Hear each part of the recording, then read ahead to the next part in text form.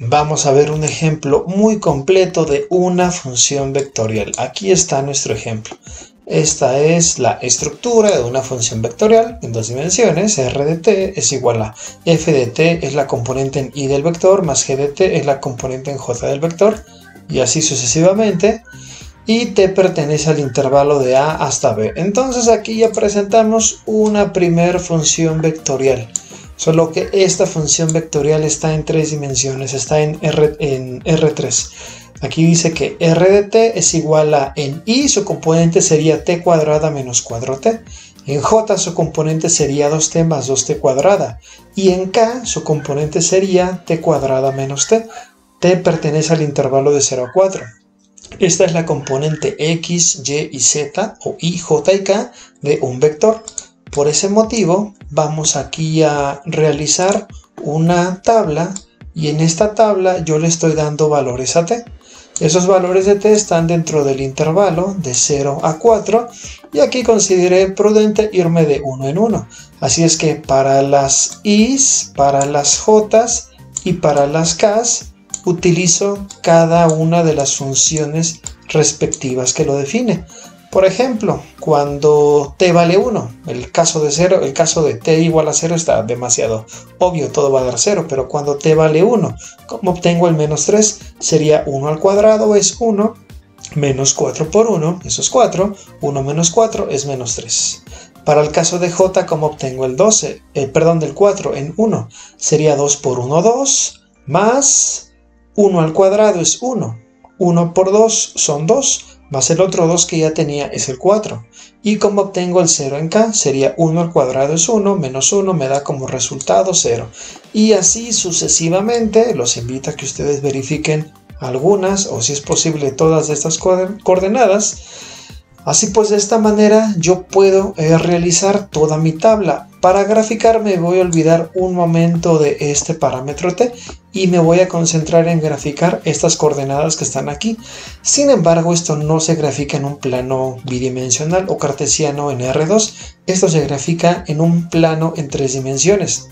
Únicamente para darnos una idea de cómo es la gráfica de esta función vectorial, voy a graficar únicamente y j. Pero entiendan que cada coordenada tiene una altura.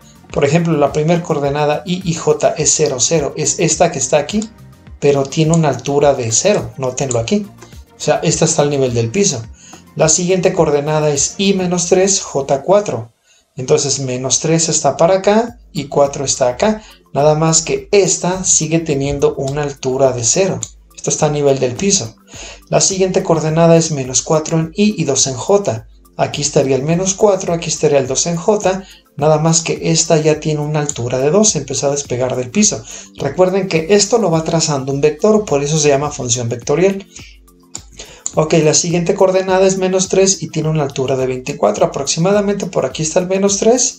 Y esta es la componente en j, no altura, dije mal, de 24. Y esta tiene una altura o una coordenada en k de 6, está más elevada todavía. Nuestra última coordenada en el intervalo válido de 0 a 4 sería que y vale 0, j vale 40 y esta tiene una altura en una coordenada k de 12. Entonces, ¿ustedes logran interpretar cómo es esa curva? Al final de todo este ejercicio, que es bastante extenso, lo que vamos a hacer con esta función vectorial, vamos a poder visualizarlo en GeoGebra. ¿Ok? Este es un primer bosquejo entonces de una gráfica de una función vectorial en R3. Dibujándola en su vista aérea en 2 dimensiones, pues nos damos una idea sencilla de cómo es esa gráfica en R3. Ok, vamos a encontrar el vector velocidad. Es decir, una partícula que se esté moviendo sobre ese vector, cómo o a qué velocidad o qué ecuación de velocidad es la que la define. La ecuación de la velocidad es muy sencilla, viene de un concepto muy básico de la derivada.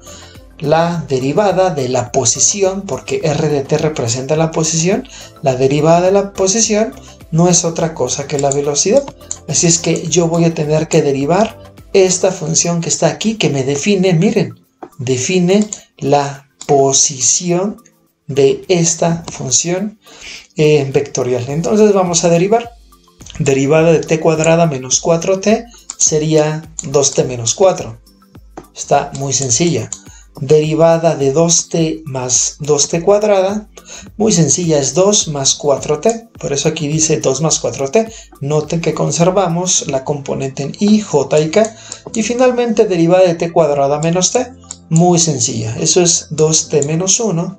Y con eso ya tenemos una ecuación que si tú sustituyes un valor de t, el que tú quieras, aquí te dice cuál es la velocidad en ese punto. Uno muy fácil es cuando t es igual a 0.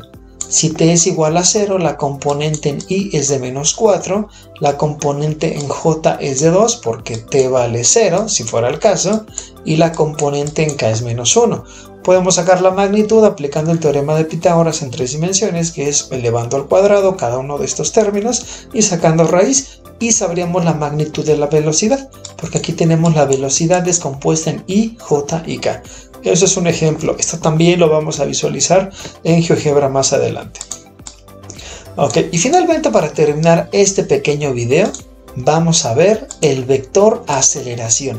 También podemos saber la aceleración, y la aceleración viene del mismo concepto de la velocidad. La aceleración es la derivada de la velocidad o es la segunda derivada de la posición de esa partícula. Entonces, en este caso, tengo que derivar por segunda vez esto que ya había derivado, que es la velocidad. Derivada de 2t menos 4 es 2i. Derivada de 2 más 4t es 4j. Derivada de 2t menos 1 es 2k, ya que las derivadas de estas constantes me dan como resultado 0. Y entonces ya tengo yo aquí la ecuación que me da en cualquier valor de t, me da la aceleración. Y noten que de hecho no tiene ninguna t. Esto significa algo, que la aceleración es constante. Es decir, la aceleración no depende del valor de t, de la posición de la partícula en el instante t, que es como podríamos definir ese parámetro t, sino la aceleración dice yo soy constante independientemente de donde me encuentre. Podemos sacar su magnitud también si elevamos al cuadrado, sumamos y sacamos la raíz para aplicar el teorema de Pitágoras en 3 dimensiones.